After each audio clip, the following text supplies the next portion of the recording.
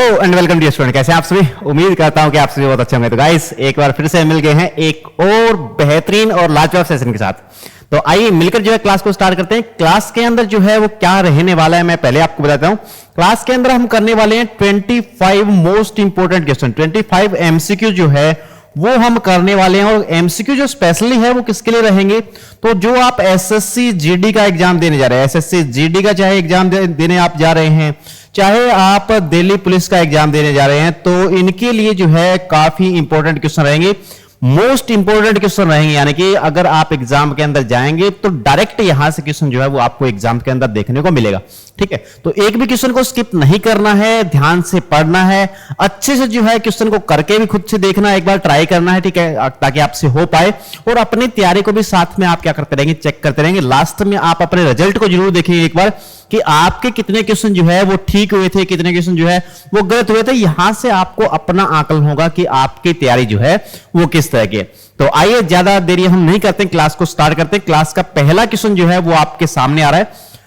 First question क्या है जी, first question आपसे पूछ रहा है who discover the gamma rays, यानी कि गामा रेज जो है इसकी डिस्कवरी किसने की थी। गामा रेज की डिस्कवरी जो है वो किन्होंने की थी। चार आपको ऑप्शन दिए गए, William Roentgen, Marie Curie, Louis Pasteur या फिर पॉल विलार्ड। किसने जो है वो गामा रेज की डिस्कवरी की है। ठीक है, तो अगर गामा रेज की डिस्कवरी की मैं बात करूं तो गामा रेज की डिस्कवरी का श्रेय जाता है किसको, पॉल विलार्ड को। किसको जाता है, पॉल विलार्ड को। और गामा रेज जो है one of the electromagnetic radiation है। ठीक है, one of the electromagnetic wave है। देखिए अगर मैं इलेक्ट्रोमैग्नेटिक वेव के ट्रेंड की बात करूं, देखिए इलेक्ट्रोमैग्नेटिक वेव, इलेक्ट्रोमैग्नेटिक स्पेक्ट्रम की मैं अगर बात करूं, इलेक्ट्रोमैग्नेटिक वेव के स्पेक्ट्रम की अगर मैं बात करूं तो इसके अंदर 7 तरह की रेज के बारे में आप पढ़ते हैं, जिसके अंदर सबसे पहले जो आता है वो सबसे पहले आपका आता है गामा। ठीक है, सबसे पहले कौन सा आता है, गामा।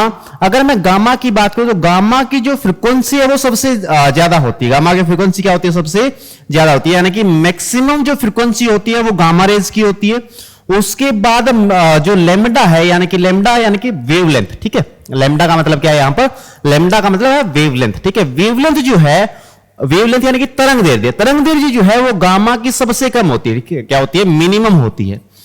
और अगर मैं बात करूं एनर्जी की, किसकी बात करें, एनर्जी की बात करें तो एनर्जी भी इसके अंदर क्या होती है, सबसे ज्यादा होती है। तो ये तीन चीजें जो है वो आप ध्यान रखेंगे, ट्रेंड जो है वो आप क्या रखेंगे, ध्यान में रखेंगे। ठीक है, सबसे पहले कौन सा आता है, सबसे पहले आता है गामा।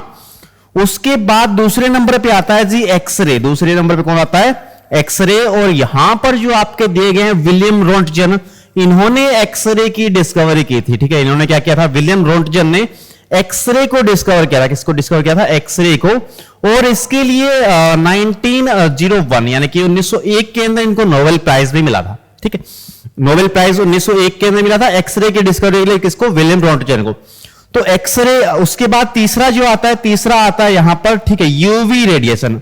अब यूवी रेज जो है उनके बारे में आप काफी जानते हैं। ठीक है, सन से जो लाइट हमारे पास आते हैं, सन से जितनी भी रेडिएशन हमारे पास आती है, उनमें से यूवी रेज जो है वो एब्जॉर्ब कर ली जाती है ओजोन परत के द्वारा। ठीक है, ओजोन जो कि स्ट्रेटोस्फीयर के अंदर मौजूद है आपकी। ठीक है, एक लेयर है, ठीक है, O3, किसकी लेयर है, O3 की, जो कि क्या कर लेती है, यूवी रेज को एब्जॉर्ब कर लेती है। अगर ये डायरेक्ट अर्थ के ऊपर आके हमारी स्किन पे गिरती है तो ये कैंसर का भी कारण बन सकती है। ठीक है, तो ध्यान रखेंगे। चौथा अगर आप बात करो तो चौथा आता है आपका लाइट। ठीक है, चौथा कौन सा आता है, लाइट, या जिसको आप विजुअल रेडिएशन बोलते हैं। क्या बोलते हैं, विजुअल रेज। ठीक है, उसके बाद पांचवा जो आता है आपका वो आता है इंफ्रारेड। कौन सा आता है जी, इंफ्रारेड, यानी कि इंफ्रारेड रेज, इंफ्रारेड रेडिएशन। ठीक है, इनको आप हीट वेव भी बोलते हैं।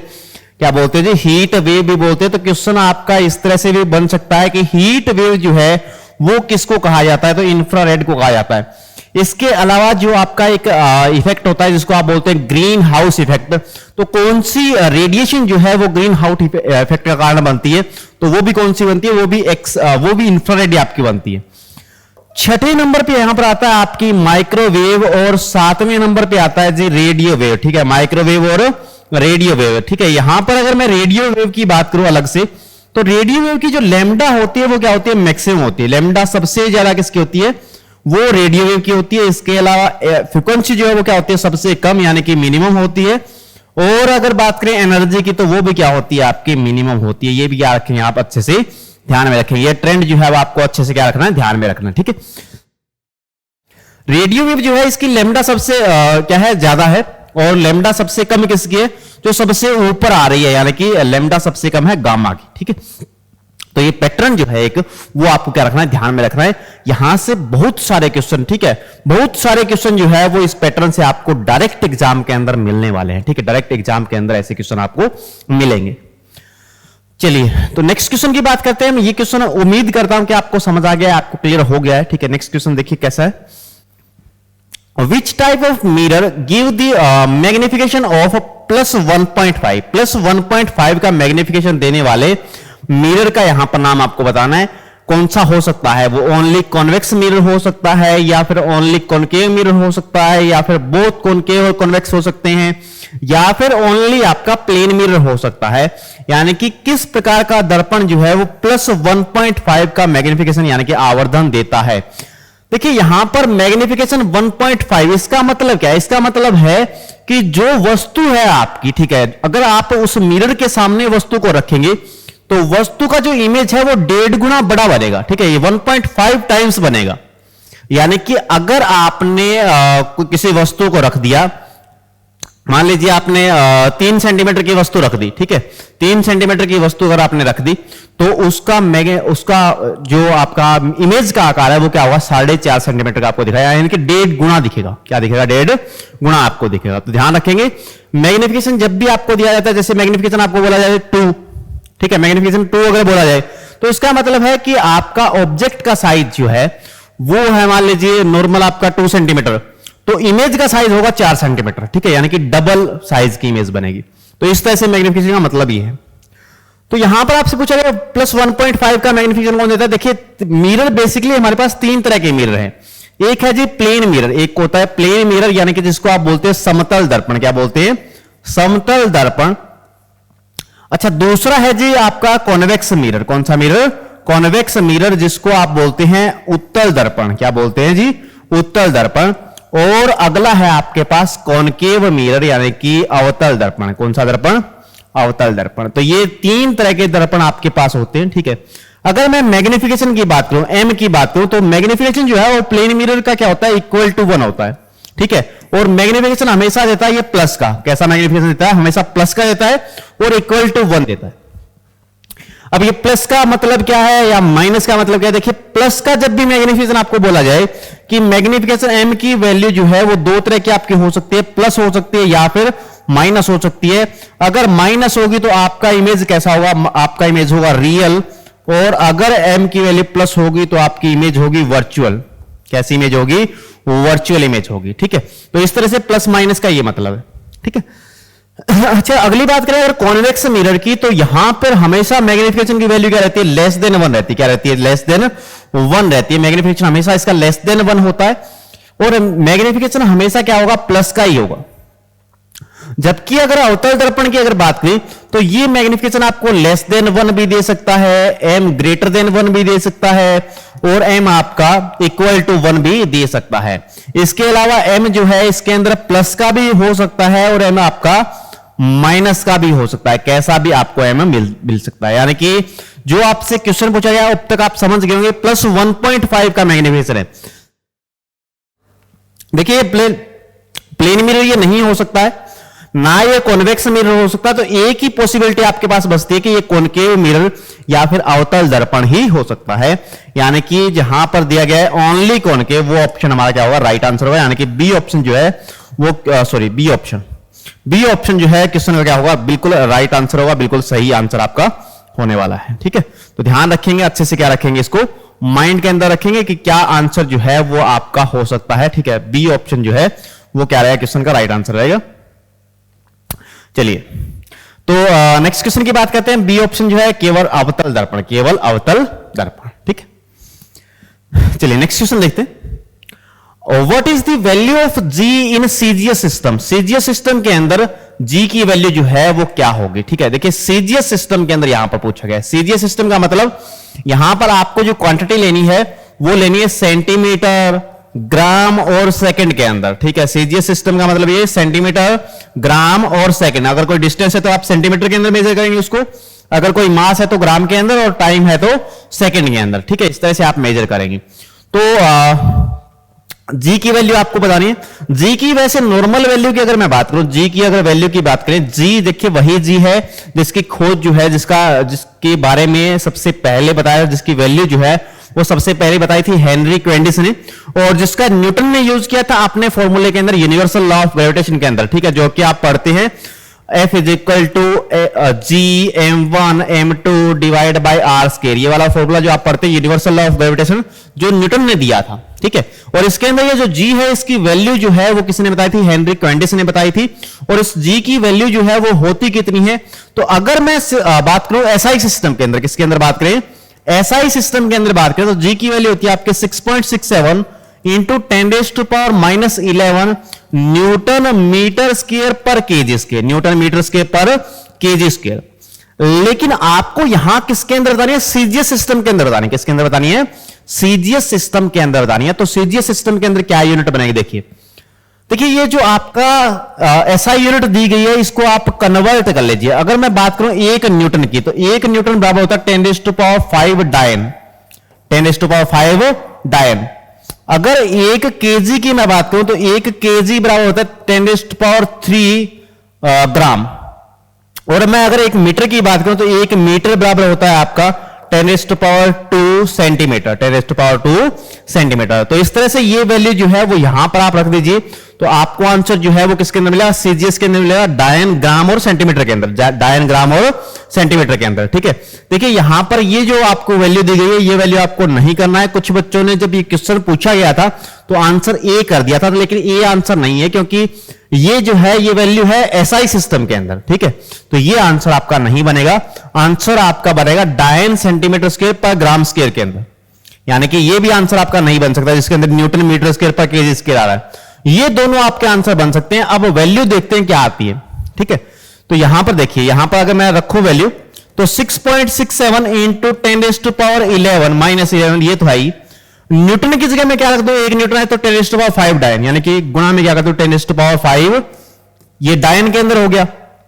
अब मीटर का स्केयर है, तो मीटर का स्केयर है तो 10⁻² इसका स्केयर, यानी कि 10⁻⁴, 10⁻⁴ कितना हो जाएगा? 4। और डिवाइड बाय केजी अगर नीचे दिया गया है तो 10⁻³ और केजी का स्केल है तो 10⁻ क्या हो जाएगा? 6 हो जाएगा, ठीक है। अब ऊपर वाले को जोड़ लीजिए और नीचे वाले को जोड़ लीजिए, और पावर से पावर जो है वो आप, क्योंकि बेस सेम होता है तो पावर या तो ऐड होती है या फिर आपकी घट जाती है। अगर डिवाइड के अंदर तो घट जाएगी, और अगर मल्टीप्लाई के अंदर तो ऐड हो जाएगी, ठीक है। 5 और 4 9, और ये -11, यानी कि माइनस के बचे 2, और ये 6 जो है ये ऊपर जाएगा तो माइनस के अंदर हो जाएगा, यानी कि 6 और माइनस का 6 और माइनस का 2 कितना हो जाएगा? माइनस का 8, यानी कि क्या बनेगी? 6.67 इंटू 10⁻⁻8, और किसके अंदर बनेगी? डायन और सेंटीमीटर स्क्वायर पर ग्राम स्क्वायर, पर ग्राम स्क्वायर, ये वाली वैल्यू बनेगी। यानी कि ये वाली वैल्यू आपको इस ऑप्शन के अंदर दी गई। सी ऑप्शन क्या है क्वेश्चन का राइट आंसर है। सी ऑप्शन क्या है? बिल्कुल सही आंसर है। तो इस तरह से आप जो है क्वेश्चनों को ध्यान से देखेंगे, ठीक है, ध्यान से क्वेश्चनों को क्या करेंगे? सोल्व करेंगे। और इस जी की वैल्यू को बारे में किसने बताया था? हेनरी क्वेंडिस ने बताया था। ये भी बात क्या रखेंगे? याद रखेंगे, अच्छे से क्या रखेंगे? नोट रखेंगे इसको। चलिए नेक्स्ट क्वेश्चन की हम बात करते हैं। 1 joule equal to calorie, 1 joule के अंदर कितने कैलोरी होते हैं? 1 जूल के अंदर कितने कैलोरी होते हैं? और बहुत सारे बच्चे, जब ऐसा क्वेश्चन जब बच्चों के सामने आता है ना, तो खास करके बात ये रहती है कि कुछ चीजें रटी रटाई होती है हमारी, ठीक है, और उसकी तरफ हम दौड़ते हैं फिर, ठीक है, उसकी तरफ हम भागे चले जाते हैं, और वो ऑप्शन जो है ना वो हमें अट्रैक्ट करता है कि हाँ मेरी तरफ आओ आप, ठीक है, लेकिन एक्चुअल में वो आंसर होता नहीं है, तो बच्चों के नंबर जो है कट जाते हैं। तो देखिए इस क्वेश्चन के अंदर कुछ वैसा ही हुआ है। अगर मैं बात करूं 1 कैलोरी की, किसकी बात करें? 1 कैलोरी की अगर बात करें तो उसके अंदर 4.18 यानी कि लगभग 4.2 जूल होते हैं। लेकिन जब भी बच्चा क्वेश्चन देखेगा तो 1 कैलोरी की वैल्यू कितनी है? 4.2 जूल, और ये रटी रटाई वैल्यू होती है। क्या होती है? रटी रटाई वैल्यू होती है। लेकिन यहां पर देखो क्या पूछा गया, यहां पर उल्टा कर दिया, 1 जूल में कैलोरी पूछे गए। कैलोरी के अंदर जूल कितने होते हैं? 4.2, लेकिन एक जूल के अंदर कैलोरी की अगर बात करें तो वो कितनी होगी 1/4.2, और 1/4.2 इसको आप सोल्व करेंगे तो ये आपका बनेगा 0.24, कितना बनेगा 0.24 कैलोरी, 0.24 क्या बनेगा कैलोरी। एक जूल के अंदर कितने कैलोरी होते हैं, तो वो होते हैं 0.24 कैलोरी। ठीक है, तो ध्यान रखेंगे अच्छे से, क्या रखेंगे माइंड के अंदर रखेंगे। और क्वेश्चन देखो थोड़ा सा कंफ्यूज करेगा, ठीक है, क्योंकि जो चीजें हैं वो चेंज करके यहां पर दे रखी है आपको तो इस तरह से कंफ्यूज आपको नहीं होना है। ठीक है, क्वेश्चन को ध्यान से देखकर और ध्यान से हमें क्या करना है, आंसर अपना करना है। चलिए नेक्स्ट क्वेश्चन देखिए, Kirchhoff's first law is based on the conservation of. Kirchhoff's ने अपने पूरी लाइफ के अंदर दो लॉ दिए थे, दो लॉ जो है वो इलेक्ट्रिसिटी के बारे में दिए। ठीक है, और किरचॉफ्स फर्स्ट लॉ और किरचॉफ्स सेकंड लॉ, ठीक है, उनके नाम से क्या है वो फेमस है। ठीक है, तो फर्स्ट लॉ के अंदर किरचॉफ्स ने ये बताया था कि किसी भी जंक्शन पॉइंट की अगर बात करें, ठीक है, किसी भी जंक्शन पॉइंट की अगर बात करें तो वहां पर जो टोटल करंट होगा वो क्या होगा, जीरो होगा। ठीक है, वहां पर टोटल करंट क्या होगा, जीरो होगा। ठीक है, जैसे मान लीजिए कि एक वायर आपकी यहां से आ रही है, एक वायर आपकी यहां से आ रही है, ठीक है, एक वायर यहां से जा रही है, एक वायर यहां से जा रही है, एक वायर यहां से आ रही है, तो यहां पर करंट मान लीजिए आ रहे हैं, यहां पर करंट जा रहे हैं, तो लेकिन इस पॉइंट के ऊपर जब हम करंट चेक करेंगे ना, इस वाले पॉइंट के ऊपर, जंक्शन पॉइंट के ऊपर, तो यहां पर आई की वैल्यू क्या होगी, वो जीरो होगी। यहां पर आई की वैल्यू क्या होगी, जीरो होगी। ठीक है, यानी कि जितने भी आई यहां पर आ रहे हैं, सम ऑफ आई, ठीक है, अगर मैं बात करूं ऐसे, sum of I is equal to क्या होगा, वो होगा आपका जीरो। ठीक है, समेशन ऑफ आई क्या होगा, यहां पर जीरो होगा। ठीक है, ये था फर्स्ट लॉ, और ये है बेसिकली कंजर्वेशन ऑफ चार्ज। क्या है कंजर्वेशन ऑफ चार्ज, तो ध्यान रखेंगे पहला नियम किसके संरक्षण पर बात करता है, तो वो करता है चार्ज के संरक्षण पर। किसके संरक्षण पर बात करता है, चार्ज के कंजर्वेशन के ऊपर। किसके संरक्षण पर बात करेगा, चार्ज के कंजर्वेशन पर, यानी कि आवेश का क्या होता है, आवेश जो है वो सुरक्षित रहते हैं, और इसी के ऊपर किरचॉफ ने अपना पहला लॉ दिया था। और किरचॉफ का जो सेकंड लॉ है वो कहता है कि किसी भी सर्किट के अंदर जो टोटल वोल्टेज ड्रॉप है वो भी क्या होता है, वो भी जीरो होता है। टोटल वोल्टेज ड्रॉप का सम भी क्या होता है, जीरो होता है। तो ये क्या था, किरचॉफ का सेकंड लॉ था। लेकिन सेकंड लॉ जो है वो कंजर्वेशन करता है एनर्जी का। सेकंड लॉ है वो बेस्ड है कंजर्वेशन ऑफ एनर्जी के ऊपर। ये सेकंड लॉ जो है किसका, किरचॉफ का, वो बेस्ड है आपका कंजर्वेशन ऑफ एनर्जी के ऊपर। ठीक है, तो ये ध्यान रखेंगे अच्छे से, क्या रखेंगे माइंड के अंदर रखेंगे। कंजर्वेशन किसका है, पहले लॉ के अंदर आवेश का कंजर्वेशन है, और दूसरे लॉ के अंदर क्या है, एनर्जी का कंजर्वेशन। ठीक है, चलिए नेक्स्ट क्वेश्चन देखिए, the unit of Planck's constant. Planck's constant जो है उसकी यूनिट क्या होती है, प्लैंक्स कांस्टेंट जो है उसकी यूनिट क्या होती है यहां पर। ठीक है, देखिए प्लैंक्स कांस्टेंट की बात करें तो ये कहां पर यूज किया जाता है, तो मैक्स प्लैंक ने जो है, मैक्स प्लैंक नाम के एक साइंटिस्ट थे जिन्होंने क्वांटा की एनर्जी निकालने का हमें फॉर्मूला दिया था। ठीक है, क्वांटा यानी कि क्वांटा क्या किसको बोला था, जिसको आज की टाइम में आप फोटोन बोलते हैं। अल्बर्ट आइंस्टाइन ने क्वांटा को चेंज करके और फोटोन नाम दिया था। तो लाइट्स के जो आपके पैकेट्स होते हैं, यानी कि पैकेट्स ऑफ एनर्जी जो होते हैं, उनको क्या बोलते हैं, क्वांटा बोलते हैं। और उस क्वांटा की एनर्जी निकालने का फॉर्मूला जो है, ठीक है, क्वांटा जो है उसकी एनर्जी अगर आपको निकालनी है, उसकी एनर्जी अगर आपको निकालनी है, तो उसकी एनर्जी को निकालने का जो फॉर्मूला है वो होता है आपका E is equal to H into में H C divide by lambda, H C divide by lambda, फिर एच या फिर एच इंटू में एफ, एच इंटू में एफ, यानी कि एच इंटू में फ्रीक्वेंसी। ठीक है, एच इंटू में क्या हो जाएगा, फ्रीक्वेंसी हो जाएगा। और एफ बराबर क्या होता है, बराबर आपका सी बाय लेमडा होता है, तो इसलिए एफ की जगह सी बाय लेमडा रखोगे तो ये आ जाएगा। ठीक है, तो ये क्या है, ये किसी भी क्वांटा की एनर्जी को निकालने का फॉर्मूला है जहां पर एच का यूज किया गया है। और ये एच जो है, ये एच जो है यही है आपका प्लैंक्स कांस्टेंट। यही क्या है आपका प्लैंक्स कांस्टेंट। और अगर बात करें इसकी वैल्यू की, तो इसकी वैल्यू होती है 6.63 इंटू 10⁻34 जूल सेकेंड। कितनी होती है, 6.63 इंटू 10⁻34 जूल सेकेंड। क्वेश्चन के अंदर आपसे क्या पूछा गया, क्वेश्चन के अंदर सिर्फ पूछा गया आपको यूनिट ऑफ प्लैंक्स कांस्टेंट, तो क्या हो जाएगा, जूल सेकेंड। क्या हो जाएगा, joule second. Joule second is the right option for this question. चलिए नेक्स्ट क्वेश्चन की बात करते हैं। A person rings a metallic bell near a strong concrete wall, he hears the echo after 0.3 second. देखिए echo क्या होती है, eco क्या होती है, इको होता है साउंड का रिफ्लेक्शन। रिफ्लेक्ट करके साउंड अगर आपको दोबारा से सुनाई दे जाए, उसी चीज को आप क्या बोलते हैं, इको बोलते हैं, यानी कि प्रतिध्वनि बोलते हैं। कई बार आपने सुनी भी होगी ऐसे, ठीक है। पहाड़ी एरियाज के अंदर जाते हैं तो एक बार बोली गई साउंड जो है वो हमें दोबारा से सुनाई देती है, उसी चीज को आप क्या बोलते हैं, प्रतिध्वनि बोलते हैं, ठीक है। He hears the echo after 0.3 second, यानी कि 0.3 सेकंड तक साउंड चली है। If the sound moves with the speed of 340 metre पर second, then the distance traveled by sound, sound के द्वारा डिस्टेंस कितनी ट्रेवल की गई। तो ये तो बिल्कुल सिंपल सा क्वेश्चन है, बिल्कुल सिंपल सा फॉर्मूला आपको लगाना था कि चाल बराबर क्या होता है, दूरी बटे समय, और आपको क्या निकालनी है, आपको दूरी निकालनी है, यानी कि दूरी निकालने के लिए फॉर्मूला क्या होगा, दूरी निकालने के लिए फॉर्मूला होगा चाल गुणा में समय। क्या होगा, चाल गुणा में समय। ये तो आप बचपन से पढ़ते आए हैं, चाल बराबर दूरी बटे समय, चाल बराबर दूरी बटे समय। ये तो आप, ये फॉर्मूला तो आप बचपन से 5th क्लास से पढ़ते आ रहे हैं। चाल बराबर दूरी बटे समय, यानी कि distance is equal to speed is equal to distance upon time.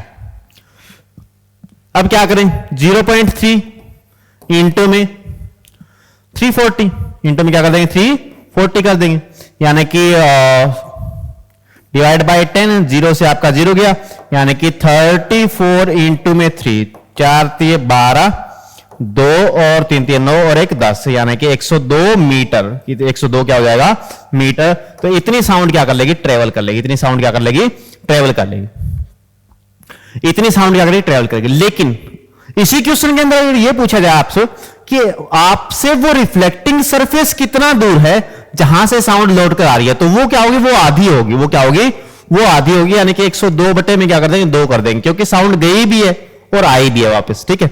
यानी कि मान लीजिए कि यहां से आपने साउंड प्रोड्यूस की तो वो यहां पर जाकर रिफ्लेक्ट हुई, तो गई भी है और वापस भी आई है, ठीक है। इसलिए क्या कर देंगे, 2 से डिवाइड कर देंगे। इसका आंसर क्या होगा, 51 होगा। 51 क्या होगा, मीटर होगा। अगर ये पूछा जाए कि रिफ्लेक्टिंग सरफेस कितना दूर है लेकिन अभी पूछा गया आपसे कि साउंड ने कितनी डिस्टेंस ट्रेवल की, तो उसके लिए तो आपका सिंपल फॉर्मूला 0.3 इंटू में क्या कर देंगे, 340 कर देंगे, ठीक है। 102 हमारा क्या होगा, राइट आंसर होगा ए ऑप्शन। चलिए नेक्स्ट देखिए, capacity of doing work is termed as, capacity of doing work को आप क्या बोलते हैं, कैपेसिटी ऑफ डूइंग वर्क। देखिए यहां पर 2 चीजें आपकी होती है, एक होता है कैपेसिटी ऑफ डूइंग वर्क, एक होता है रेट ऑफ डूइंग वर्क, ठीक है। तो अगर जब भी कभी आपसे पूछा जाए rate of doing work, rate of doing work, rate of doing work यानी कि कार्य करने की दर, ये क्या है, कार्य करने की दर। और ये कार्य करने की जो दर है, कार्य करने की दर, कार्य करने की दर, कार्य करने की दर को आप क्या बोलते हैं, तो इसको आप बोलते हैं पावर। क्या बोलते हैं, पावर। और पावर इज इक्वल टू क्या हो जाए, P is equal to W divide by T, और यूनिट क्या बनेंगे, जूल पर सेकंड। और इसी जूल पर सेकंड को आप क्या बोलते हैं, वाट बोलते हैं। क्या बोलते हैं जी, वाट बोलते हैं, ठीक है। तो ये क्या है, पावर की यूनिट है। लेकिन कैपेसिटी ऑफ डूइंग वर्क यानी कि कार्य करने की क्षमता, कार्य करने की क्षमता कहलाती है जी एनर्जी। और एनर्जी की वही यूनिट होती है जो आपकी वर्क की होती है। वर्क की यूनिट होती है जूल, एनर्जी की यूनिट क्या होगी, जूल ही होगी। दोनों की यूनिट क्या होगी, जूल। यानी कि कार्य करने की क्षमता को आप क्या बोलते हैं, ऊर्जा बोलते हैं जी क्या बोलते हैं, ऊर्जा बोलते हैं। चलिए नेक्स्ट क्वेश्चन देखिए, who discovered the magnetic field of current, किसने जो है वो करंट के मैग्नेटिक फील्ड की डिस्कवर किया, who discover the magnetic field of current. देखिए अगर मैं आपको बात बताऊं कि अगर चार्ज आपके, आवेश आपके अगर फ्लो करने लग जाए तो उसको क्या बोलते हैं, इलेक्ट्रिक करंट आप बोलते हैं। और जब भी आवेश फ्लो करता है यानी कि इलेक्ट्रिक करंट किसी कंडक्टर के अंदर, किसी वायर के अंदर जब भी चलता है तो अपने चारों तरफ क्या बनाता है, एक क्षेत्र बनाता है जिसको आप बोलते हैं चुंबकीय क्षेत्र। यानी कि जब भी इलेक्ट्रिक करंट आपका चलेगा, जब भी आपके चार्जेस मूव करेंगे तो उनके चारों तरफ क्या बनेगा, मैग्नेटिक फील्ड बनेगा। लेकिन यह बात हमें पहले पता नहीं थी पहले हमें इस बात का नहीं पता था। लेकिन एक साइंटिस्ट थे जिनका नाम था हेंस क्रिश्चियन ओरेस्टेड। क्या नाम था, Hans Christian Oersted. B option के अंदर जो कि आपको दे रखा है। इन्होंने क्या किया, इन्होंने जो करंट वाली वायर हमारी होती है, जो करंट कैरिंग कंडक्टर थे, उनके पास मैग्नेटिक कंपास को लेके आए। तो उस कंपास ने, मैग्नेटिक कंपास ने क्या किया, डिफ्लेक्शन शो किया। डिफ्लेक्शन शो करने का मतलब यहां पर कोई इलेक्ट्रिक करंट, सॉरी यहां पर कोई मैग्नेटिक फील्ड है, और मैग्नेटिक फील्ड के लिए वहां पर कोई मैग्नेट तो थी नहीं, वो वायर ही थी, ठीक है। और ऐसा मतलब हर बार ऐसा रिपीट हुआ, ठीक है, तो उन्हें पता चला कि जो आपके करंट कैरिंग कंडक्टर है उनके चारों तरफ क्या बनता है, मैग्नेटिक फील्ड बनता है। और ये बात सबसे पहले किसने बताई थी, हैंस क्रिश्चियन ओरेस्टेड ने बताई थी। लेकिन अगर आपसे ये पूछा जाए कि मैग्नेटिक फील्ड जो बनता है करंट कैरिंग वायर के चारों तरफ, उसकी डायरेक्शन कैसी होगी, तो वो डायरेक्शन अगर आपको निकालनी है तो डायरेक्शन निकालने के लिए देखिए, जो मैग्नेटिक फील्ड आपका बनता है और मैग्नेटिक फील्ड की अगर डायरेक्शन आपको बतानी है, तो मैग्नेटिक फील्ड की डायरेक्शन बताने के लिए डायरेक्शन ऑफ मैग्नेटिक फील्ड तो किसने बताई थी, वो बताई थी मैक्सवेल ने। किसने बताई थी, मैक्सवेल ने। और मैक्सवेल का उसको क्या बोलते हैं, मैक्सवेल का right hand right hand thumb rule. Right hand thumb rule से आप क्या निकाल सकते हो, उस मैग्नेटिक फील्ड की आप डायरेक्शन भी निकाल सकते हो, क्योंकि मैग्नेटिक फील्ड क्या है, वेक्टर क्वांटिटी है। क्या कैसी क्वांटिटी है, वेक्टर क्वांटिटी है। इसके लिए इसकी डायरेक्शन भी होगी, और डायरेक्शन निकालनी है अगर आप, तो आप क्या लगा देंगे, राइट हैंड थंब रूल लगा देंगे। अब ये राइट हैंड थंब रूल क्या है, राइट हैंड थंब रूल के अकॉर्डिंग अगर मान लीजिए कोई वायर है आपका, उसके अंदर ऐसे करंट आपका चल रहा है, तो इस तरह से इस वायर को पकड़ लीजिए आप अपने हाथ के अंदर कि आपका थंब जो है वो करंट की डायरेक्शन के अंदर हो। आपका थंब जो है वो किसकी डायरेक्शन के अंदर हो, करंट की डायरेक्शन के अंदर हो, तो आपके जो उंगलियों के कर्ल होंगे वो क्या बताएंगे आपको, मैग्नेटिक फील्ड की डायरेक्शन बताएंगे। ठीक है, सच में एक वायर पकड़ नहीं ले, आपको बस करके देखना है कि करंट मतलब ऐसे पकड़ नहीं लेनी है वायर को। पकड़ लेंगे तो हो सकता है कोई वायर अगर क्रैक हो तो क्या पता आपको पता चले कि डायरेक्शन क्या थी, ठीक है, बाकियों को पता ना चले। तो पकड़ना नहीं है, सिर्फ क्या करना है, सिर्फ देखना है। ठीक है, वायर के पास अपना हाथ लेके जाएंगे और थंब को उस डायरेक्शन के अंदर रखेंगे जिस साइड क्या है करंट चल रहा है, और क्या कराएंगे, उंगलियों के कर्ल, उंगलियों के कर्ल क्या बताएंगे, मैग्नेटिक फील्ड की डायरेक्शन को बताएंगे। ठीक है, चलिए, तो इसका आंसर क्या होगा, Hans Christian Oersted. Hans Christian Oersted. देखिए विलियम गिलबर्ट जो है, इन्होंने बताया था, इन्होंने क्या बताया था, इन्होंने अर्थ मैग्नेटिज्म के बारे में बताया था कि अर्थ के अंदर भी एक मैग्नेटिक प्रॉपर्टी है। ठीक है, इसी तरह से बेंजामिन फ्रैंकलिन, ये तो काफी फेमस साइंटिस्ट थे जिन्होंने तड़ित चालक बनाए थे, जिन्होंने लाइटनिंग कंडक्टर बनाए थे, इलेक्ट्रिसिटी के बारे में इन्होंने सबसे पहले बताया था। अच्छा, इसके अलावा जो बाइफोकल लेंस के बारे में आप पढ़ते हैं, जो प्रेस बायोपिया के अंदर लगाते हैं बायोफोकल लेंस, उनका भी इन्वेंशन किसने किया था, बेंजामिन फ्रैंकलिन ने किया था।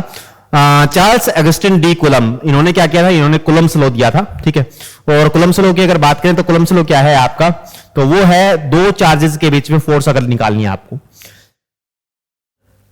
दो चार्जेस है मान लीजिए और उनके बीच में आपको फोर्स निकालने है, तो आप फोर्स निकालेंगे F इज इक्वल टू के Q1 Q2 divide by are square, के Q1 Q2 divide by are square से। ठीक है, चलिए नेक्स्ट क्वेश्चन देखिए, if the speed of light in air is 3 into 10 raised to power 8 meter per second, the speed of light in material with refractive index 2.0 would be, यानी कि किसी medium के अंदर, किसी एयर के अंदर स्पीड ऑफ लाइट कितनी है, 3 into 10 raised to power 8 metre पर सेकंड है। The speed of light in material with refractive index 2.0। अब ये बात समझने वाली है यहां पर कि रिफ्रैक्टिव इंडेक्स जो है, अपवर्तनांक जो है, वो आखिरकार चीज क्या होती है, अपवर्तनांक जो है वो चीज क्या होती है। तो अपवर्तनांक वह फैक्टर है आपका जिस फैक्टर से किसी मीडियम के अंदर लाइट की स्पीड कम हो जाती है। जैसे फॉर एग्जांपल आपको अपवर्तनांक दे रखा है 2, तो इसका मतलब जो एयर के अंदर लाइट की स्पीड है उससे 2 गुना क्या होगी, कम हो गई। यानी कि उस मीडियम के अंदर लाइट की स्पीड क्या होगी, जो भी आपकी लाइट की स्पीड एयर के अंदर है उसकी आधी, उसकी क्या होगी, आधी। ठीक है, उसकी 1/2।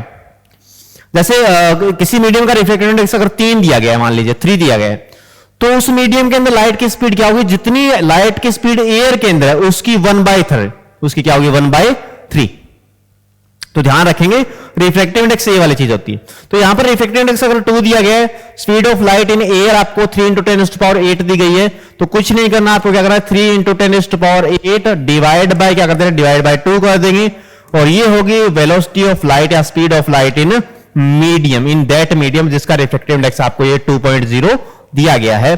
तो ये हो जाएगी 2 से ये आपका 1.5 पे चला जाएगा, तो यह होगी आपकी 1.5 into 10 raised to power 8 metre पर सेकंड, जो कि आपको डी ऑप्शन के अंदर देखा है। डी ऑप्शन क्या क्वेश्चन का बिल्कुल सही आंसर है आपका, बिल्कुल राइट आंसर आपका क्या होगा, डी ऑप्शन। ठीक है, तो ध्यान में रखेंगे अच्छे से, क्या रखेंगे इनको, याद आप रखेंगे। ठीक है, चलिए नेक्स्ट क्वेश्चन देखिए, डी ऑप्शन क्या है राइट आंसर। नेक्स्ट देखिए, when heated from 32 Fahrenheit to 50 degree Fahrenheit volume of given mass of water will, यानी कि अगर किसी कोई आपको पानी दिया गया और पानी को आप 32 फारेनहाइट से कहां तक गर्म कर रहे हैं, आप 50 फारेनहाइट तक गर्म कर रहे हैं। 32 से कहां तक कर रहे हैं, 50 फारेनहाइट तक आप वाटर को क्या कर रहे हैं, गर्म कर रहे हैं। ठीक है, अब आपने एक चीज सुनी होगी, ठीक है, हालांकि ये फारेनहाइट के अंदर आपको दिया गया है, लेकिन क्वेश्चन जब आता है आपका तो डिग्री सेल्सियस के अंदर कई बार क्वेश्चन पूछा गया है एग्जाम्स के अंदर कि अगर पानी को 0 से 10 तक किया जाए, ये वो 0 से 10 वाली बात है। 32 फारेनहाइट 0 डिग्री सेल्सियस के बराबर बनता है, और 50 जो फारेनहाइट है वो आपका बनता है 50 फारेनहाइट। इसको आप चेंज करके देख सकते हैं। देखिए, अगर डिग्री सेल्सियस को फारेनहाइट के अंदर कन्वर्ट करना है तो फॉर्मूला जो है वो आपके पास क्या है, 9/5C प्लस में 32 is equal to Fahrenheit, is equal to क्या हुआ, फारेनहाइट। और अगर आपको डिग्री सेल्सियस फारेनहाइट दिया गया है और डिग्री सेल्सियस में करना है तो डिग्री सेल्सियस बराबर क्या हो जाएगा, फारेनहाइट माइनस में क्या कर देंगे, माइनस में 32 कर देंगे, इंटू में क्या हो जाएगा, इंटू में 5/9 हो जाएगा, इंटू में क्या हो जाएगा, 5/9 हो जाएगा। तो यहां पर अगर चेंज करेंगे 50 को, अगर चेंज करेंगे तो 50 माइनस में 32, 50 माइनस में क्या होगा 32, यानी कि 18 डिवाइड बाय 9 यानी कि 2 इंटू में 5 यानी कि 10, तो ये क्या बनता है 10।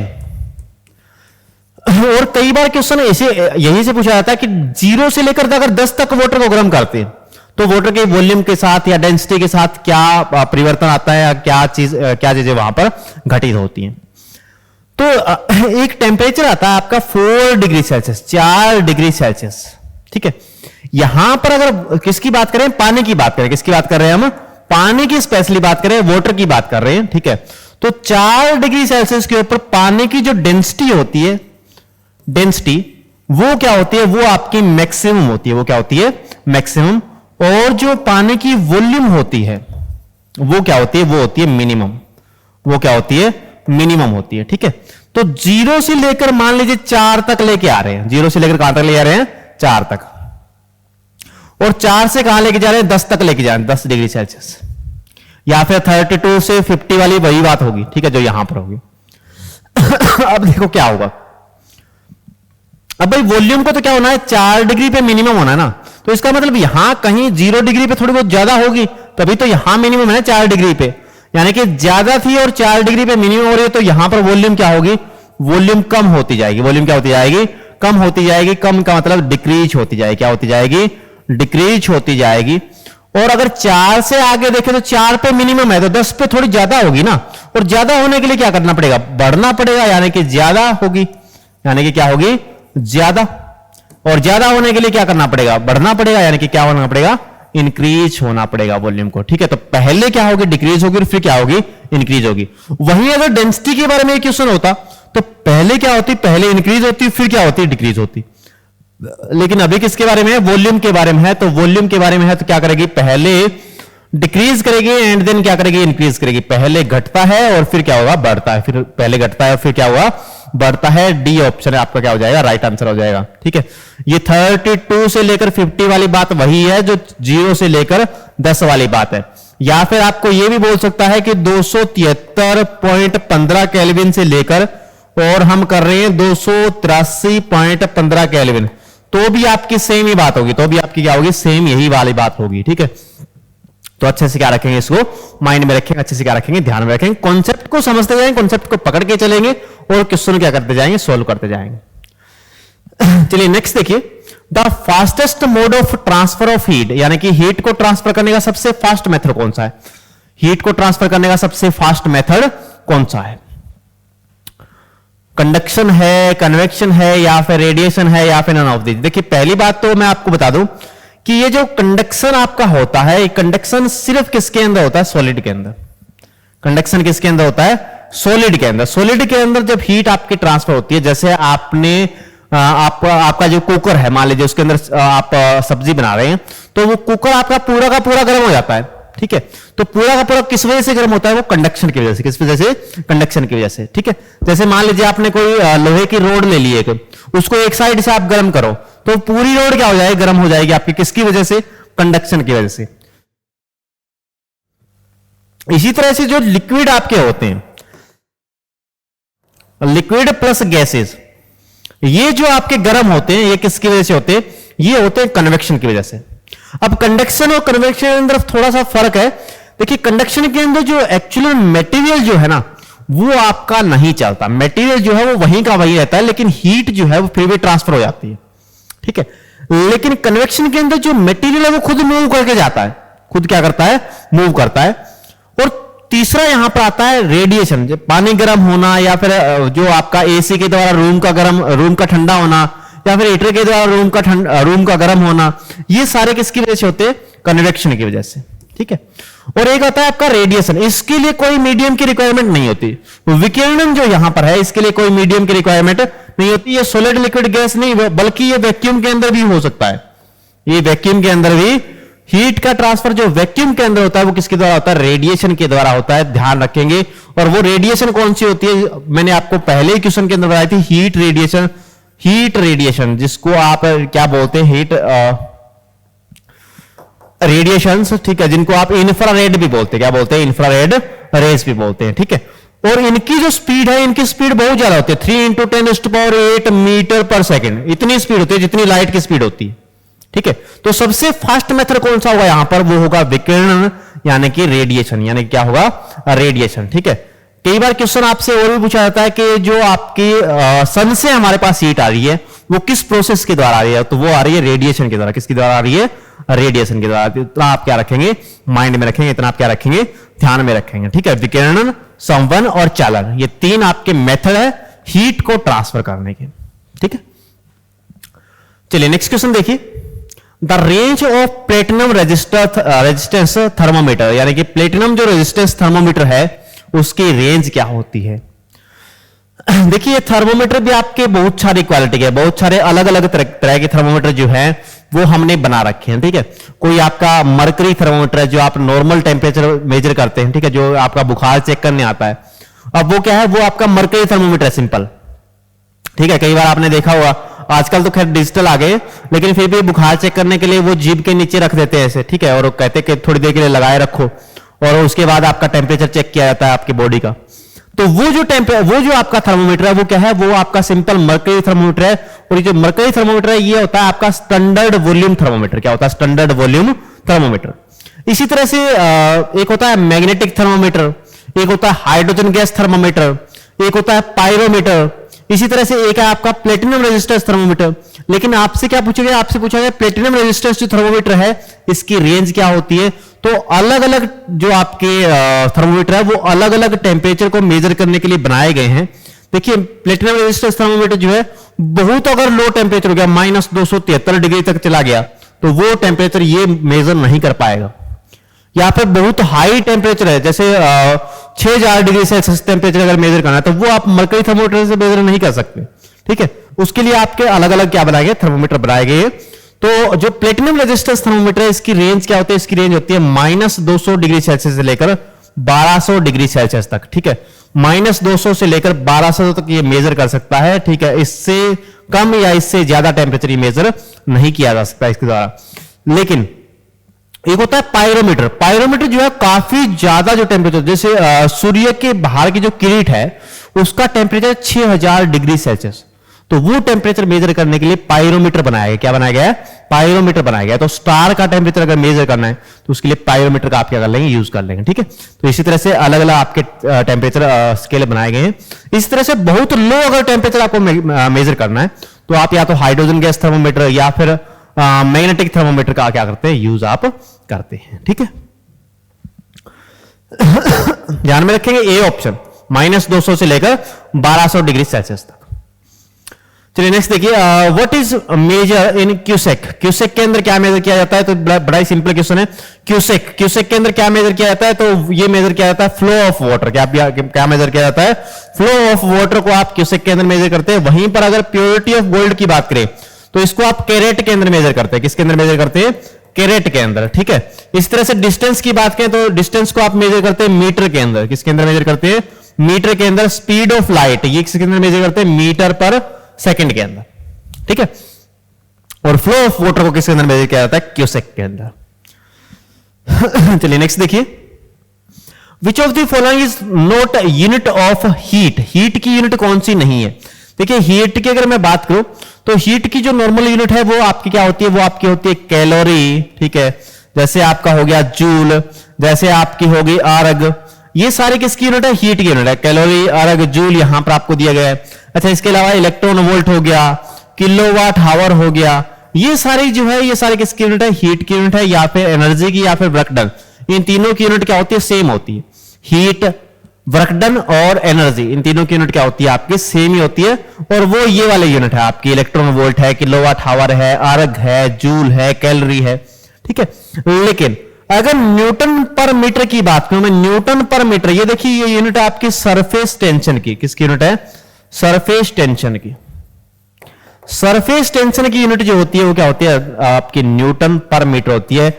यानी कि सरफेस टेंशन क्या होती है? Force divide by length, force divide by length या फोर्स पर यूनिट लेंथ। वहीं पे एक और होता है सेम टू सेम आपका न्यूटन पर मीटर स्क्वायर। न्यूटन पर मीटर स्क्वायर को आप पास्कल बोलते हैं। क्या बोलते हैं? पास्कल। और ये पास्कल जो है ये यूनिट होती है आपके प्रेशर की। किसकी यूनिट होती है? प्रेशर की। तो ये यूनिट भी आप क्या रखेंगे? ध्यान में रखेंगे। यूनिट से काफी इंपॉर्टेंट क्वेश्चन जो है वो एग्जाम के अंदर देखने को मिले हैं, ठीक है। तो आप ये न्यूटन क्या रखेंगे? याद रखेंगे ये वाले भी। चलिए नेक्स्ट देखिए, which charge carry cathode ray. Cathode ray जो है उनके ऊपर कौन सा चार्ज होता है? अब ये कैथोड रे जो है ना, एक एक्सपेरिमेंट किया था जिसको आप बोलते हैं cathode ray experiment. Cathode ray experiment. और ये कैथोड रे जो एक्सपेरिमेंट है ये किया था जे थॉमसन ने। किसने किया था? जे थॉमसन ने ये एक्सपेरिमेंट परफॉर्म किया था। और इस एक्सपेरिमेंट से इलेक्ट्रॉन की डिस्कवरी हुई थी। किसकी डिस्कवरी हुई थी? इलेक्ट्रॉन की डिस्कवरी हुई थी, जिसके ऊपर कैसा चार्ज होता है? नेगेटिव। जिसके ऊपर चार्ज कैसा होता है? नेगेटिव चार्ज होता है। तो अब इस कैथोड रे के ऊपर कौन सा चार्ज होगा? कैथोड रे जो है वो नेगेटिव चार्ज की होती है, ठीक है। उनके ऊपर कैसा चार्ज होता है? नेगेटिव। यानी कि नेगेटिव यहां पर बी ऑप्शन के अंदर आपको दिया गया है। बी ऑप्शन जो है क्वेश्चन का राइट आंसर है। जे थॉमसन ने डिस्कवरी की थी इलेक्ट्रॉन की, और ये बताया था कि इलेक्ट्रॉन के ऊपर चार्ज क्या होता है? माइनस का होता है। लेकिन इलेक्ट्रॉन के ऊपर चार्ज की वैल्यू क्या होती है? तो वैल्यू अगर मैं आपको बताऊं तो इलेक्ट्रॉन के चार्ज की वैल्यू होती है माइनस 1.6 इंटू 10⁻⁻19 कूलम। इतना चार्ज किसी इलेक्ट्रॉन के ऊपर होता है। लेकिन ये वाली अगर वैल्यू की मैं बात करूं, सिर्फ इस वाली किसकी बात करूं? सिर्फ इस वाली वैल्यू की बात करूं, साइन को अगर मैं हटा दूं, साइन के बारे में बताया था किसने? जे थॉमसन ने। किसने बताया था साइन के बारे में? जे थॉमसन ने। लेकिन ये वैल्यू जो है ये किसने बताई थी? ये बताई थी मिलिकन ने। किसने बताई थी? मिलिकन ने। और मिलिकन ने इसके लिए एक एक्सपेरिमेंट भी किया था जिसका नाम है मिलिकन ऑयल ड्रॉप एक्सपेरिमेंट। क्या नाम है? Millikan oil drop experiment. इससे चार्ज की वैल्यू बताई गई थी कि इलेक्ट्रॉन के ऊपर चार्ज की वैल्यू क्या होती है, और वैल्यू कितनी होती है? 1.6 इंटू 10⁻⁻19 कूलम। और इसी चीज को क्या बोला गया? इसी चीज को ई बोला जाता है। क्या बोला जाता है? ई। या फिर इसी चीज को आप बोलते हैं फंडामेंटल चार्ज। क्या बोलते हैं? फंडामेंटल चार्ज, ठीक है। मूल चार्ज, मूल चार्ज जो है, मूल आवेश जो है उसकी वैल्यू क्या है? उसकी वैल्यू है 1.6 इंटू 10⁻⁻19 कूलम, ठीक है। तो अच्छे से क्या रखेंगे? ध्यान में रखेंगे। अच्छे से क्या रखेंगे? याद रखेंगे। चलिए नेक्स्ट क्वेश्चन की तरफ बढ़ते हैं। In isotopic atoms, isotopic atoms के अंदर have the same number of proton, have the same number of neutrons, have the same number of nucleons, all are true. यानी कि समस्थानिक परमाणुओं में। अब देखिए समस्थानिक या आइसोटॉप्स होते क्या है? आइसोटॉप की अगर मैं बात करूं, आइसोटॉप्स, तो आइसोटॉप्स क्या होते हैं? जिनका एटॉमिक नंबर जो है वो क्या होता है? सेम होता है। एटॉमिक नंबर सेम होता है। यानी कि एटॉमिक नंबर किसको बोलते हैं? Number of proton, number of protons, ठीक है। इसको क्या बोलते हैं? एटॉमिक नंबर बोलते हैं। ये क्या होता है? सेम होता है। लेकिन मास नंबर ये क्या होता है? ये होता है डिफरेंट। ये क्या होता है? डिफरेंट। उसको क्या बोलते हैं आप? आइसोटॉप्स बोलते हैं। जैसे फॉर एग्जांपल हाइड्रोजन का 1,1 हो गया, हाइड्रोजन का 1,2 हो गया, हाइड्रोजन 1,3 हो गया। इनके अंदर देखिए नीचे वाली चीज क्या है? सेम है। जो एटॉमिक नंबर दिया गया आपको, क्या दिया गया? एटॉमिक नंबर या फिर नंबर ऑफ प्रोटॉन। जबकि ऊपर जो चीज दी गई है वो है मास नंबर। और ऊपर जो चीज आपकी दी जाती है वो होता है न्यूट्रॉन प्लस में प्रोटॉन, न्यूट्रॉन प्लस में प्रोटॉन, और ये चीज आती है आपके सिर्फ प्रोटॉन। तो प्रोटॉनों की संख्या क्या रहती है, बराबर रहती है किसके अंदर, आइसोट्रोपिक एटम के अंदर, यानी कि समस्थानिक जो परमाणु होते हैं उनके अंदर प्रोटॉनों की संख्या क्या रहती है, समान रहती है, यानी कि ए ऑप्शन जो है किसमें क्या होगा, राइट आंसर होगा।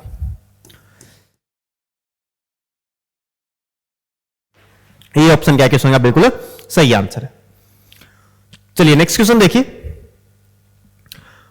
The format of laser is, laser का प्रारूप है, लेजर का प्रारूप है, यानी कि लेजर की फुल फॉर्म आपको बतानी है। तो लेजर की फुल फॉर्म ध्यान रखेंगे, अच्छे से क्या रखेंगे, याद रखेंगे, light amplification by stimulated emission of radiation. ठीक है, light amplification by stimulated emission of radiation, ये क्या है, लेजर की फुल फॉर्म है। किसकी फुल फॉर्म है, लेजर की। ध्यान रखेंगे बी ऑप्शन क्या क्वेश्चन का राइट आंसर है।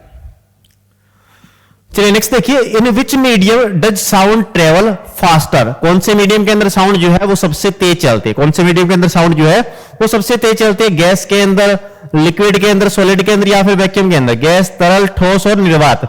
देखिए अगर मैं बात करूं सिर्फ साउंड की, तो साउंड क्या है, साउंड एक यांत्रिक तरंग है। कैसी तरंग है, यांत्रिक तरंग, यानी कि यांत्रिक तरंग यानी कि क्या है, मैकेनिकल वेव है। यांत्रिक तरंग यानी कि मैकेनिकल एक वेव है। साउंड क्या है, एक मैकेनिकल वेव है, और मैकेनिकल भी कैसी वेव है, लॉन्गिट्यूडनल वेव है। कैसी वेव है, लॉन्गिट्यूडनल। ठीक है, यानी कि अनुदैर्ध्य तरंग है, यांत्रिक तरंग भी है और साथ में क्या है, अनुदैर्ध्य भी है। अच्छा, यांत्रिक तरंग कौन सी तरंगें होती है, जिनको चलने के लिए मीडियम की रिक्वायरमेंट होती है, जिनको चलने के लिए मीडियम की रिक्वायरमेंट होती है, जो बिना मीडियम की ट्रेवल नहीं कर सकती है। इसका मतलब यह है कि वैक्यूम के अंदर तो ये ट्रेवल ही नहीं कर सकती है, तो ये ऑप्शन तो वैसे ही कट गया। साउंड की स्पीड सबसे ज्यादा होती है किसके अंदर, सॉलिड के अंदर। सबसे ज्यादा किसके अंदर होती है, सॉलिड के अंदर। उसके बाद होती है लिक्विड के अंदर, और उसके बाद होती है गैसेस के अंदर। उसके बाद किसके अंदर होती है, गैसेस के अंदर। और अगर बात करें वैक्यूम की, बात किसकी करें, वैक्यूम की अगर बात करें तो साउंड की स्पीड, यहां पे वेलोसिटी ऑफ साउंड क्या होती है, वो आपकी 0 होती है। वैक्यूम के अंदर वेलोसिटी ऑफ साउंड क्या होती है, 0 यहां पर होती है। ठीक है, तो ये क्या रखेंगे, अच्छे से ध्यान रखेंगे। इसका आंसर आपको मिल गया। फास्टर किसके अंदर ट्रेवल करती है, तो सॉलिड के अंदर। किसके अंदर ट्रेवल करती है, सॉलिड के अंदर। वहीं पर एक होती है आपकी लाइट। अगर लाइट की बात करें तो बिल्कुल जस्ट अपोजिट है, साउंड के जस्ट अपोजिट, यानी कि यहां पर वैक्यूम में 0 है, लेकिन लाइट की स्पीड वैक्यूम में क्या होती है, वैक्यूम में सबसे ज्यादा होती है। उसके बाद किसके अंदर होती है, गैसेस के अंदर। उसके बाद लिक्विड के अंदर, और उसके बाद सॉलिड के अंदर। उसके बाद किसके अंदर होती है, सॉलिड्स के अंदर। ठीक है, तो ये आपकी लाइट है। और लाइट क्या है, लाइट एक नॉन मैकेनिकल वेव है, अयांत्रिक तरंग है। और अयांत्रिक तरंग भी कौन सी, इलेक्ट्रोमैग्नेटिक वेव। कौन सी वेव, इलेक्ट्रोमैग्नेटिक वेव है। ठीक है, चलिए नेक्स्ट देखिए, inertia is proportional to, inertia जो है वो किसके प्रोपोर्शनल है, यानी कि जड़त्व किसके समानुपाती है। देखिए जड़त्व क्या होता है, जड़त्व किसी भी मास की एक प्रॉपर्टी होती है, या फिर किसी भी ऑब्जेक्ट की एक प्रॉपर्टी है, जिसके कारण वह अपनी स्टेट को चेंज करने का विरोध करता है। ठीक है, जड़त्व किसी ऑब्जेक्ट की प्रॉपर्टी है जिसके कारण वह अपनी स्टेट चेंज करने का क्या करता है, विरोध करता है। स्टेट कौन सी, कि अगर रेस्ट में है तो वो मोशन के अंदर नहीं आना चाहता, और मोशन के अंदर है तो वो रेस्ट के अंदर नहीं आना चाहता। ठीक है, इसी चीज को आप क्या बोलते हैं, इस चीज को आप इनर्शिया बोलते हैं, यानी कि जड़त्व बोलते हैं। और जड़त्व जिसका मास ज्यादा होगा उसका जड़त्व भी ज्यादा होगा। जैसे फॉर एग्जांपल एक ट्रक और एक कार आपके पास है, तो ट्रक को चलाना ज्यादा मुश्किल है या कार को चलाना ज्यादा मुश्किल है, ऑब्वियस ट्रक को चलाना जो है वो ज्यादा मुश्किल कार्य है, क्योंकि ट्रक का जड़त्व क्या है, ज्यादा है। तो इनर्शिया जो है वो हमेशा प्रोपोर्शनल रहता है किसके, मास के, द्रव्यमान के। किसके प्रोपोर्शनल रहता है, मास के, या फिर द्रव्यमान आप बोल सकते हैं। ठीक है, जिसका द्रव्यमान ज्यादा होगा उसका इनर्शिया भी ज्यादा होगा, जिसका द्रव्यमान कम होगा उसका इनर्शिया भी क्या होगा, कम होगा। ठीक है, और न्यूटन ने क्या किया था, न्यूटन ने अपनी गति का पहला नियम जो दिया था उसके अंदर बोला गया था कि अगर कोई चीज रेस्ट में है तो वो रेस्ट में रहना चाहती है, और अगर कोई चीज मोशन के अंदर है तो वो मोशन के अंदर रहना चाहती है, जब तक उसके ऊपर कोई बाह्य बल ना लगाया जाए। इसी चीज को आप, न्यूटन की गति के पहले नियम को आप इनर्शिया का लॉ भी बोलते हैं, यानी कि जड़त्व का नियम भी बोलते हैं। ठीक है, तो ये भी क्या रखेंगे साथ में, यहां रखेंगे इनर्शिया किसका ज्यादा, जिसका द्रव्यमान ज्यादा, जिसका मास ज्यादा होगा। चलिए नेक्स्ट देखिए, hydrogen bomb is based on, hydrogen bomb भी किसके ऊपर बेस्ड है आपका, हाइड्रोजन बम जो है किस अभिक्रिया पर आधारित है। देखिए बेसिकली आपके दो तरह के आपके प्रोसेस होते हैं, ठीक है, एक होता है आपका न्यूक्लियर फ्यूजन और एक होता है आपका न्यूक्लियर फिजन, एक होता है आपका परमाणु संलयन और दूसरा होता है परमाणु विखंडन। अब देखिए अगर संलयन की मैं बात करूं, किसकी बात करूं, न्यूक्लियर फ्यूजन की मैं बात करूं अगर, तो मान लीजिए कि आपके पास छोटी छोटी दो न्यूक्लियाई है और छोटी छोटी दो न्यूक्लियाई मिलकर और एक बड़ी न्यूक्लियाई बन गई, इसको बोलते हैं न्यूक्लियर फ्यूजन, यानी कि नाभिकीय संलयन, यानी कि दोनों जुड़ गई और संलयन हो गया। वहीं पर अगर मैं बात करूं विखंडन की, तो विखंडन का मतलब होता है टूटना, यानी कि एक बड़ी न्यूक्लियाई थी और वो दो छोटी छोटी न्यूक्लियस के अंदर या न्यूक्लियाई के अंदर टूट गई, तो इसको क्या बोलते हैं, इसको बोलते हैं विखंडन। क्या बोलते हैं, विखंडन, ठीक है। जबकि हमारा जो परमाणु बम है, जो हाइड्रोजन बम आपका होता है, ठीक है, हाइड्रोजन बम जो आपका होता है वो किस पे बेस्ड है, वो आपका इस तरह की रिएक्शन पे बेस्ड है, ठीक है, और इसको आप बोलते हैं न्यूक्लियर फ्यूजन, यानी कि परमाणु संलयन, परमाणु संलयन। वहीं पर जो आपका परमाणु बम होता है, जिसको आप एटम बम बोलते हैं, क्या बोलते हैं, एटम बम अगर बात करें तो एटम बम की अगर बात करें तो ये आपका बेस्ड होता है किसके ऊपर, परमाणु विखंडन के ऊपर। किसके ऊपर बेस्ड होता है, परमाणु विखंडन के ऊपर या न्यूक्लियर फिजन के ऊपर, ठीक है। इसके अलावा आप एक चीज और भी ध्यान रखेंगे कि जो आपके स्टार हैं, जितने भी आपके स्टार हैं, ठीक है, चाहे आपका सूर्य है और चाहे आपके बाकी के स्टार है, इन स्टार की एनर्जी का जो सोर्स है, स्टार की एनर्जी का जो सोर्स है, स्टार की ऊर्जा का जो स्रोत है, वो भी क्या है, वो भी आपका न्यूक्लियर फ्यूजन है, यानी कि नाभिकीय संलयन है, ठीक है। इसके अंदर स्टार के अंदर क्या होते हैं, बहुत सारे हाइड्रोजन है, तो हाइड्रोजन मिलके जो है वो हीलियम का निर्माण हो रहा है और स्टार को क्या मिल रही है, एनर्जी मिल रही है, और वही रेडिएशन के रूप में हमारे तक पहुंच रही है, ठीक है। चलिए नेक्स्ट देखिए, 4 document are detected by X-ray, infrared, ultraviolet या फिर गामा रेज। 4 डॉक्यूमेंट जो आपके होते हैं, ठीक है, यानी कि जैसे कई बार करते हैं कि कोई डीएमसी बनवा के ले आए, ठीक है, तो जो 4 डॉक्यूमेंट है वो किस रेज के द्वारा पहचाने जाते हैं, तो 4 डॉक्यूमेंट जो है वो यूवी रेडिएशन के द्वारा, अल्ट्रावायलेट रेडिएशन के द्वारा पहचान लिए जाते हैं कि डॉक्यूमेंट फ्रॉड है या फिर ओरिजिनल है, पैराबैंगनी किरणों के द्वारा। किसके द्वारा, पैराबैंगनी किरणों के द्वारा। देखिए एक्सरे, भाई ये जो जितने भी आपके इलेक्ट्रोमैग्नेटिक वेव है, इनका हमारी डेली लाइफ के अंदर बहुत सारा यूज है। जैसे फ्रॉड डॉक्यूमेंट के लिए आपने अल्ट्रावायलेट रेज का यूज कर लिया, वहीं पे कैंसर सेल्स को मारने के लिए गामा रेज का यूज किया जाता है, ठीक है। कैंसर सेल्स को मारने के लिए, जो आपके ऑन्कोजेंस हैं उनको खत्म करने के लिए किसका यूज किया जाता है, आपका गामा रेज का। वहीं पर इंफ्रारेड की अगर बात करें तो रिमोट के अंदर, रिमोट जो आपके होते हैं, ठीक है, रिमोट के अंदर कौन सी आपकी रेडिएशन यूज की जाती है, तो वो आपकी की जाती है इंफ्रारेड। एक्सरे जो आपके एक्सरे होते हैं मेडिकल सेक्टर के अंदर, मेडिकल सेक्टर के अंदर जो एक्सरे होते हैं हड्डियों की जांच के लिए, ठीक है, किसी जांच के लिए, हड्डियों की या बोन्स की स्टडी करने के लिए जो आपके एक्सरे किए जाते हैं, वो किसके द्वारा किए जाते हैं, वो एक्सरेज के द्वारा किए जाते हैं, ठीक है। एक्सरे, उनका नाम भी एक्सरे होता है। चलिए नेक्स्ट क्वेश्चन देखिए, तो which colour of the light show maximum deviation when pass through a prism. जब किसी लाइट को, किसी व्हाइट लाइट को आप प्रिज्म के द्वारा पास करवाते हैं, तो कौन सी लाइट जो है वो मैक्सिमम डेविएशन देती है, कौन सी लाइट जो है वो मैक्सिमम डेविएशन का मतलब अपने पथ से हटना, अपने रास्ते से हटना। जैसे मान लीजिए कि आपका कोई प्रिज्म था, मान लीजिए कि आपका क्या था, कोई प्रिज्म था, जैसे यहां पर इसके व्हाइट लाइट हम इससे पास करते हैं ना, तो ये व्हाइट लाइट जो ना वो जानी तो चाहिए थी ऐसे, लेकिन वो अपने रास्ते से हट जाती है और अलग अलग कलर के अंदर स्प्लिट कर जाती है, ऐसे अलग अलग कलर के अंदर क्या कर जाती है, स्प्लिट कर जाती है, ठीक है, इस तरह से। और यहां पर आपको क्या मिलता है, यहां पर आपको एक पैटर्न मिलता है, यहां पर आपको क्या मिलता है, स्पेक्ट्रम मिलता है। क्या मिलता है, स्पेक्ट्रम। उस स्पेक्ट्रम को अगर ध्यान से देखें तो उसके अंदर सबसे नीचे आपको कौन मिलेगा, वॉयलेट कलर मिलेगा, विबग्योर, इस तरह से आप याद रखते हैं, विबग्योर। ये आपको स्पेक्ट्रम देखने को मिलता है, जहां पर सबसे ऊपर कौन मिलता है, रेड, और सबसे नीचे कौन मिलता है, वॉयलेट मिलता है। तो यहां से जो ये डेविएट कर रही है, मतलब इसका ओरिजिनल पाथ तो ये वाला था, यहां से कितना डेविएट, ये इतना डेविएट कर रही है, ये इतना हट रही है, ये इतना हट रही है, ये इतना हट रही है। सबसे ज्यादा कौन सी हट रही है, वॉयलेट, और सबसे कम कौन सी हट रही है, रेड। यानी कि डेविएशन सबसे कम किसके अंदर हो रहा है, रेड के अंदर, और सबसे ज्यादा किसके अंदर हो रहा है, वॉयलेट के अंदर, ठीक है। तो यहां पर क्या पूछा जाए, यहां पर पूछा जाए मैक्सिमम डेविएशन, तो किसके अंदर होगा, वॉयलेट के अंदर। लेकिन आपने ऑप्शन चेक किया, वॉयलेट था नहीं ऑप्शन के अंदर, तो वॉयलेट से ऊपर आ जाओ इंडिगो के अंदर, इंडिगो भी नहीं है।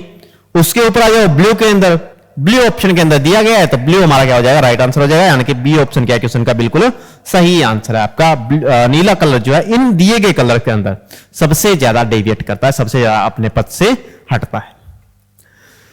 चलिए नेक्स्ट क्वेश्चन देखिए, eclipse occur due to which optical phenomena. Eclipse जो है आपके ग्रहण जो लगते हैं वो किस फिनोमिना के कारण आपके लगते हैं, ठीक है, ग्रहण लगते हैं या फिर आपकी जो परछाई बनती है, आप धूप के अंदर चले जाओ आपकी परछाई बन जाएगी, तो परछाई का बनना या फिर चंद्र ग्रहण या लगना या फिर सूर्य ग्रहण लगना, ये किसके कारण लगते हैं, ये लाइट का एक फिनोमिना आता है जिसको आप बोलते हैं रेक्टिलिनियर मोशन, रेक्टिलिनियर प्रोपोगेशन, ठीक है, यानी कि सरल रेखीय प्रसार। क्या होता है, सरल रेखीय प्रसार, रेक्टिलिनियर प्रोपोगेशन। अब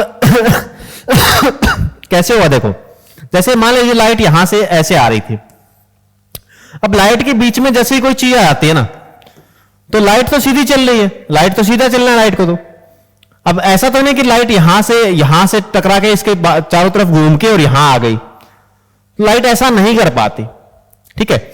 ये जो सीधा प्रसारण है लाइट का, सीधा जो प्रसार है, इसको बोलते हैं रेक्टिलिनियर प्रोपोगेशन, और उसी के कारण लाइट यहां इस वाले एरिया के अंदर नहीं पहुंच पाएगी, ये वाला जो एरिया है उसके अंदर नहीं पहुंच पाएगी, और ये वाला एरिया जो है वो ब्लैक पड़ जाएगा, ठीक है, ये वाला एरिया जो है उसके अंदर आपको रोशनी दिखाई नहीं देगी। उसी चीज को आप क्या बोलते हैं, परछाई बोलते हैं, क्या बोलते हैं, परछाई बोलते हैं, ठीक है। तो ये जो परछाई बन रही है या फिर जो आपके चंद्रग्रहण सूर्यग्रहण लग रहे हैं, किसके कारण लगते हैं, रेक्टिलिनियर प्रोपोगेशन ऑफ लाइट के कारण, यानी कि सरल रेखीय प्रसार, प्रकाश का सरल रेखीय प्रसार ही इनका कारण बनता है, किसका, ग्रहण का, ठीक है। पहले लोग ये मानते थे, पहले के लोग क्या मानते थे कि कोई राहु नाम का राक्षस है वो सूर्य को खा जाता है या फिर चंद्रमा को खा जाता है, तो इस तरह की धारणा जो है पहले के टाइम में थी। लेकिन आर्यभट्ट आए थे, आर्यभट्ट ने ये बताया था कि देखो ऐसे कोई राक्षस नहीं खाता इनको, ठीक है, ये क्या है, ये एक ऑप्टिकल फिनोमिना है, ठीक है, क्या प्रकाश या एक फिनोमिना है, ठीक है। चलिए नेक्स्ट क्वेश्चन देखिए, नेक्स्ट क्वेश्चन और आज की क्लास का last question, the electrostatic force between two charges Q1 and Q2 each F. If the third charge is Q3 come in picture, then force between Q1 and Q2 become, यानी कि दो charges हैं, एक है Q1 और एक क्या है आपको Q2 दिया गया है, इनके बीच में आपको फोर्स बता रखा है कि इनके बीच में फोर्स लग रहा है F। अब तीसरा चार्ज आ गया कि कौन क्या आ गया, तीसरा चार्ज आ गया, यानी कि Q3 और पिक्चर के अंदर आ गया, Q3 और रोल के अंदर आ गया, तो इन दोनों के बीच का फोर्स क्या होगा, F/2 हो जाएगा, 2F हो जाएगा, F/3 हो जाएगा, या फिर F हो जाएगा, ठीक है, या फिर F हो जाएगा, ठीक है। जल्दी से कमेंट करके आंसर दे देंगे। देखिए अगर मैं बात करूं, जब भी आपके दो चार्जेस के बीच में फोर्स F है, ये फोर्स कब चेंज हो सकता है, ये फोर्स जो है F वो लगता है आपका कि Q1 Q2 divide by R square, ये था कूलम्स का लॉ। और इन दोनों चार्जेस के बीच में फोर्स कब चेंज आपका हो सकता है, जब या तो इनके बीच का डिस्टेंस चेंज कर दिया जाए या फिर इन चार्ज की वैल्यू को चेंज कर दिया जाए, Q1 और Q2 की वैल्यू को चेंज कर दिया जाए, या तो इन दोनों सिस्टम की बात कर रहा हूं, या तो इनकी वैल्यू को चेंज करें, या फिर इनके बीच की डिस्टेंस को चेंज करें, या फिर इनके बीच में जो मीडियम है, क्योंकि K जो है वो मीडियम पे डिपेंड करता है, या फिर हम मीडियम को चेंज करें, तभी ये फोर्स चेंज हो सकता है, अदरवाइज ये फोर्स चेंज कभी नहीं होगा। अगर ये चीजें नहीं बदली तो ये फोर्स भी नहीं बदलेगा, चाहे तीसरा नहीं कोई भी चार्जेस यहां पर आ जाए, ठीक है, तीसरा चौथा पांचवा कितने भी चार्जेस आ जाए, लेकिन इन दोनों के बीच का जो फोर्स है वो बदल सकता है अगर इन दोनों की वैल्यू बदले, इन दोनों के बीच का डिस्टेंस बदले, या फिर इन दोनों के बीच का मीडियम बदले, तब तक इस फोर्स के ऊपर कोई फर्क नहीं पड़ेगा। और यहां पर ना तो वैल्यू बदली गई है, ना डिस्टेंस को बदला गया है, ना मीडियम को बदला गया है, ठीक है। तो ध्यान रखेंगे फोर्स वही रहेगा आपका F ही, पुराना फोर्स जो आपका लग रहा था वो वही रहेगा। तीसरे चार्जेस के आने से दो चार्जेस के बीच के फोर्स में कोई परिवर्तन या कोई फर्क नहीं पड़ता है, ठीक है। ये सिर्फ इंसानों के अंदर ही होता है बस। चलिए खैर, तो उम्मीद करता हूं कि आज की क्लास के क्वेश्चन जो है वो आपको काफी बेहतर लगे, काफी अच्छे से आपको समझ भी आ गए हैं, ठीक है। अगर आपको काफी अच्छे से समझ आ गए हैं तो आप कमेंट करके जरूर बताएंगे कि सर हमें क्लियर जो है वो समझ में आ गया है। ठीक है, अब जो नेक्स्ट है हम नेक्स्ट क्लास के अंदर मिलेंगे। ठीक है, लेकिन फिलहाल के लिए आज की क्लास के अंदर इतना ही, और 25 मोस्ट इंपोर्टेंट क्वेश्चन जो है इन डिटेल मैंने आपको करवाए हैं। ठीक है, वहां से आपके बहुत क्वेश्चन जो है वो बन सकते हैं। तो क्लास काफी इंपॉर्टेंट है, क्वेश्चन सारे के सारे इंपॉर्टेंट है और पढ़ के जाएंगे। ठीक है, और पेपर देने जाएंगे तो वहां पर आपको जरूर ये क्वेश्चन जो है वो देखने को मिलेंगे। ठीक है, अगर आपको क्लास अच्छी लगी है तो क्लास को शेयर कर देंगे, लाइक भी कर देंगे। ठीक है, और अपने दोस्तों के अंदर फैला देंगे कि देखो इस तरह की क्लास भी हमें मिल रही है फिजिक्स की। ठीक है, तो इसी के साथ हम मिलते हैं एक और शानदार और बेहतरीन क्लास के अंदर। Till then take care.